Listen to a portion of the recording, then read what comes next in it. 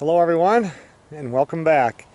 You know, I post the garden videos, and every time in the comments I get the questions about, don't you get bugs on your plants? We have this are eating these plants, and this is eating the other plants. And I usually respond to them, but I normally don't have a whole lot of problems with insects and pests like that in my garden. I don't know why. I just usually don't, but sometimes I do. And it's funny because I just filmed that last video, and it was maybe 2 days later I come out here, and this is the first time it's happened with gardening in this location, which has been quite a few years now. I had the Colorado potato beetle were on my potato plants, and I went out here, and I'll show you up here. You can see what they do. They just eat everything, and eventually they'll kill that plant off. And right now my plants are creating potatoes. This is prime time. I don't have time for this kind of crap to happen to the garden right now. Everything has to be perfect.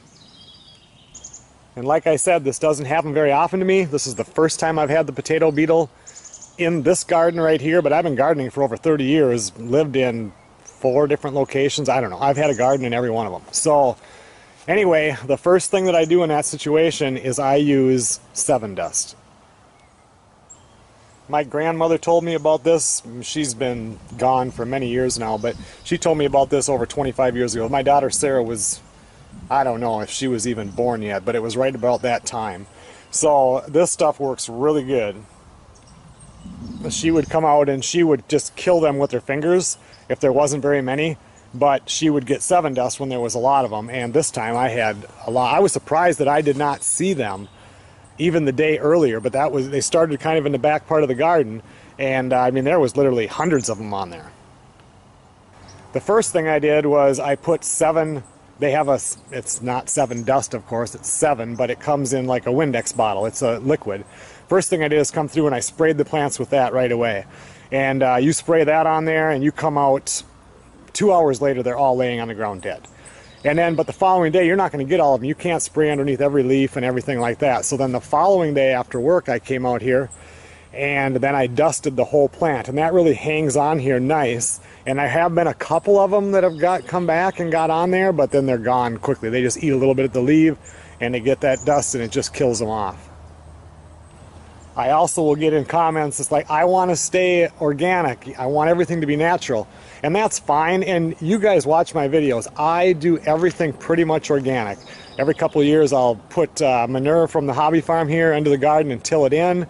But when you're this far along in your garden and everything is starting to produce, and something like that happens, by the time you figure out what you're going to do with an organic solution, your potatoes might be gone.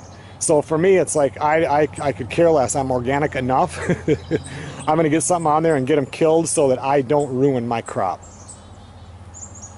So anyway, that's what I do. Another thing that I'll do, if you have all the plants are growing and there is one little guy that's kind of a runt, not doing well, I have no problem coming in, mixing up a batch of Miracle-Gro and putting some Miracle-Gro on that plant, and it never fails. That stuff will bring that plant up and it'll be doing really well. So anyway, like I said, I don't do it very often, but I do it sometimes because I'm not going to lose what I already have basically created here. Okay everyone, well, thanks a lot for watching. Now you know what I do.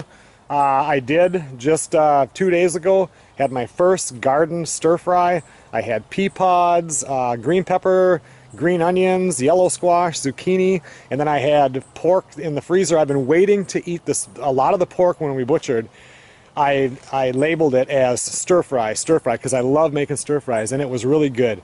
I posted pictures on the Northern Seclusion Instagram of that stir fry, and it was just great. I love this time of year. I'll see you guys on the next video.